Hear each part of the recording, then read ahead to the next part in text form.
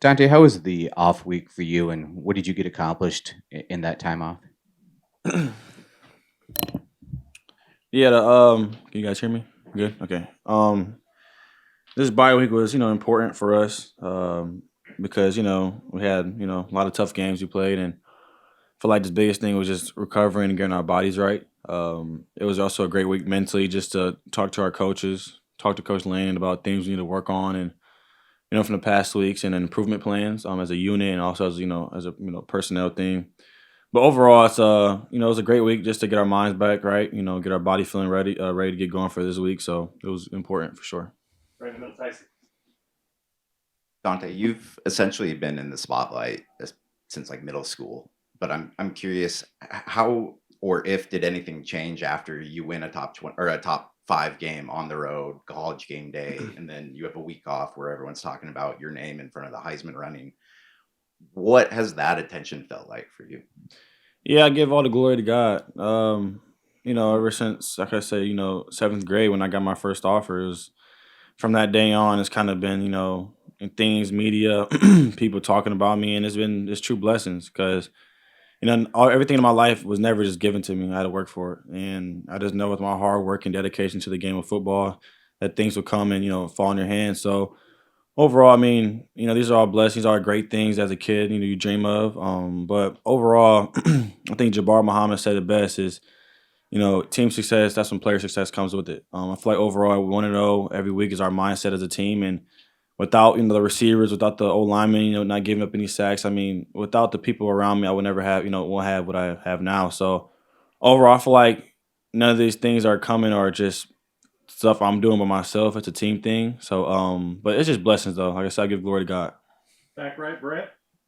Dante, kind of speaking on that, nothing in life is ever guaranteed, right? In your situation from your life growing up, UCLA to transfer to here, and now you're getting these opportunities to show the nation what you have in these big time matchups with Penn State and now Indiana this weekend. Do you appreciate these moments or get the time to appreciate those moments? And just what do these opportunities when you get to play on the national stage for a team like Oregon just mean to you when you got another one this weekend?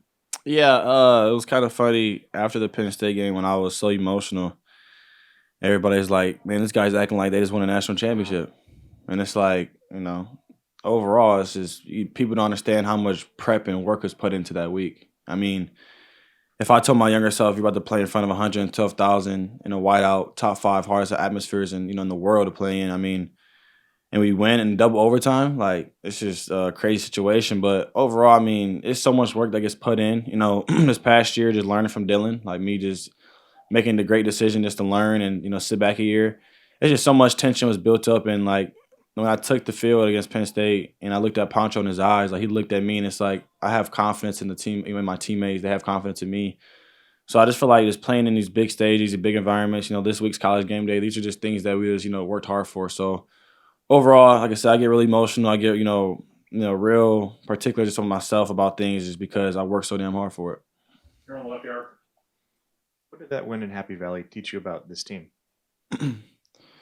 We're built for big moments. That's what's kind of the biggest thing I got from it. And also, Coach Landon this week is kind of speaking about secretary, like a horse that was known for back in the day of winning many races. Like horses, they keep their blinders on, keeping tunnel vision focused within their lane, within themselves. I feel like this team does a great job not listening to the outside noise. I feel like every day we run our own race. We don't listen to the hype. We don't listen to other things. We kind of just keep our head focused on straight. So I feel like overall we're a young team, and people think when we're young that this outside noise is gonna grab our attention. But every day we just come to work. All right, Zach. You guys proved yourselves on a really big stage last game, obviously. Have you noticed a sense of confidence or more confidence in this team that's kind of allowed you guys to play freer this week, or is it just business as usual? Yeah, I feel like it's the usual. I mean, every day. I mean, Coach Landon puts us in game on the line situations, overtime. Move the field periods. Like just he puts us in tough situations to where Monday through Friday, that's where we're winning the football game at. Like practice is hard. Everybody knows about Bloody Tuesdays, mob bracket, just the situations that build you for a Saturday environment. So it's like overall, I mean, Penn State did build us a lot of confidence, making sure that we can play on the road in tough environments. But I feel like Coach Landon does a great job just prepping us, and that's where our confidence comes from. Front left, James. Indiana's defense causes a lot of havoc. in a lot of ways, TFLs, PBUs, obviously. What do you see from them in terms of how they're able to do that and how you'll try to best avoid it? Yeah, Indiana, they're 5-0 for a reason. They're a great team. They have a great head coach. They have great players. It's another another great week just to go play another opponent. I feel like overall, they have great schemes. They have great players on the defensive side of the ball. Offense is great. I feel like overall it's going to be a great week. It's going to be a great competitive match. But it's just another great team and we're ready to get going. In the middle, Tyson. I imagine this is probably pretty self-explanatory, but after a week where it was nothing but preparing for the noise, boom boxes in the huddle, playing in front of 115,000 people. Mhm. Can you explain just how different it is to go from that to the quiet of a home crowd when you're on offense? Yeah, everybody loves as an offensive player when you play at home because the fans are on your side and it's not much rowdy noise. But I mean, when you have this time when you're playing on the road and you have the boom boxes that's in the huddle and the old lineman can hardly hear me when I'm screaming to the top of my voice, like those situations, of course, things that you practice and you do a silent count of center and quarterback exchanging like we did at Penn State. It's a lot that comes with it, but playing here at home, playing in Austin, especially gets really loud here as well. But when we're on offense here, I feel like everybody loves when the fans are quiet for you on offense. On the left, Eric. I wanted to ask you about the shovel pass to Jamari, and just obviously people talk about how difficult it is to complete a pass downfield, but when there's so much traffic there around the goal line, walk us through that play. Yeah, that's actually a great play. I'm glad you brought that up. Yeah, that play, man, it was a lot going on. I mean, I don't know. Did we score that in the fourth quarter or overtime? What play was that? Overtime? Yeah, I mean, when you're overtime and they already scored and game on the line, it's a lot going on. Their DNs are, fast rushers upfield. You have to read them. It's a lot going on.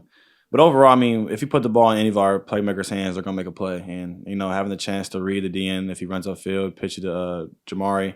I just knew all week when we was doing it, it worked. So in the game, I knew it was going to work as well. But it was a chaotic play for sure. Back middle. What have you seen from Indiana, and what do you think that the keys to success? What needs to take place come Saturday for you guys to walk away with the win? Yeah, like I said, Indiana's a great team. I feel like the best thing for us is protecting the football, making sure that when it's third downs, we convert. We got to make sure that we're just playing our level of football, playing to our standard, understanding that this team is 5-0 for a reason. It's going to be a great atmosphere, but overall, I feel like, the way we're prepping right now, we're feeling pretty good. Front left, James. Games like this often get billed as quarterbacks facing off with each other, which of course, on the field, it's not that way, but TV presents it that way. NFL, it's like that. When it is a matchup like this, Dante, where you're both playing the way you are and Heisman contenders and how do you approach that aspect of the game when the outside, even if it's ignoring outside noise, it's hard to ignore two great quarterbacks leading good teams. How do you approach that, and what does it mean to compete against a quarterback also playing really well? Yeah, I mean, quarterbacks, we all respect each other. I feel like I always give credit when credit's due, and he's been balling out this year for sure. Even when he was at Cal, I played against him my freshman year at UCLA. I mean, just seeing him the way he just makes them throws across the field. As a quarterback, you just love to see throws like that get made, and he's a real competitor. He does a great job leading his offense, but it's gonna be a great battle, and I know pretty sure at the end of the game we're gonna talk to each other and make sure that every day we're getting better. We have time for two more. We're going to go Zach here on the right and Tyson in the middle. Chance to get up early on Sunday and watch Dylan, and curious if you talked to him at all about that performance after the game. Yeah, last Monday before the game, building up into the game, I texted him. We talked about it. I was just always praying for him and understanding that this is his time to shine. But when I woke up on Sunday, the game was kind of already over because I didn't know it was so early here. But when I woke up, I watched the highlights.